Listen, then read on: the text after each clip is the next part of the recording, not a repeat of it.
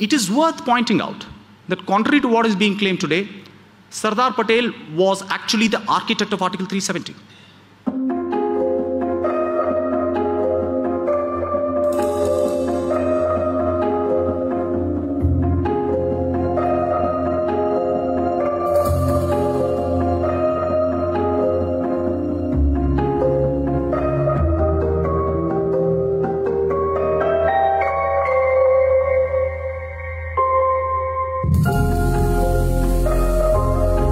So once the partition plan is announced, the issue of the princely states really comes to the fore.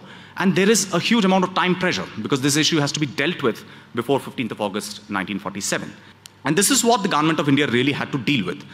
And the person who came up with a very simple and straightforward solution to this problem was the secretary to the Ministry of States, a man called V.P. Menon, who worked for the Minister of States, Sardar Vallabhbhai Patel. So Menon basically said that drawing on a provision in the Government of India Act of 1935, we could just ask all states to accede to the Union of India on just 3 subjects: foreign affairs, defense, and communication. Now, it was on this basis that the accession of most of the states happened before 15th of August 1947. It is worth pointing out that contrary to what is being claimed today, Sardar Patel was actually the architect of Article 370. Contrary to all these claims about saying, oh, if Vallabhbhai Patel had been dealing with Kashmir, the entire state would have been us, he was actually at this point of time prepared to trade off Kashmir for Hyderabad. And rightly so. Hyderabad is, as you all know, squarely in the middle of heart of India. And that was, to him, the most important issue to be dealt with, not Kashmir. And in fact, this is not a secret. On 11th of November 1947, when the Indian army moved into Junagadh, Vallabhbhai Patel went and made a public speech where he mentions the same point. And you can all go and read that speech. It's available in his collected speeches. He says, we told the Pakistanis that if you can give us Hyderabad, we are willing to give you Kashmir. Right? Article 370 was only about extending other provisions of the Indian constitution to the state of J&K. How could the same article be used to change the constitution of that state itself? Now, what this would mean is that if a provision of the Indian constitution was being extended, the Constituent Assembly of Kashmir had to finally accept it and embody it in the state's constitution. Only then the 2 constitutions could comport with each other, right? Now, what this also meant is that once the Constituent Assembly of the J&K state met, framed the state's constitution and dissolved and proclaimed that constitution, no further provisions of the Indian constitution could be extended to the state of Jammu and Kashmir.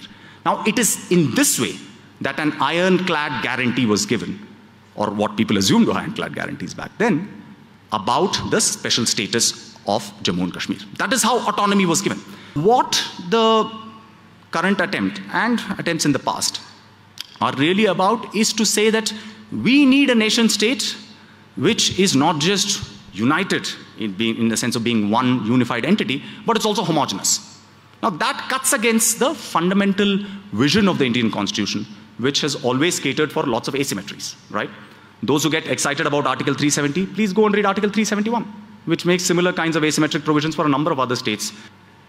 Another argument that is being advanced, and this is what I began with, is that Article 370 somehow led to separatism and insurgency. Actually, it's totally the other way around. It is the diminution, dilution, destruction of Article 370 which paved the way for the insurgency to happen. If investment is to happen in Kashmir, you need peace, security, and stability to come in the first place. If we are not going to have peace, security, and stability, believe me, Indian capital is not going to go to Kashmir. Capitalism can do many things, but nationalism cannot balance out your books.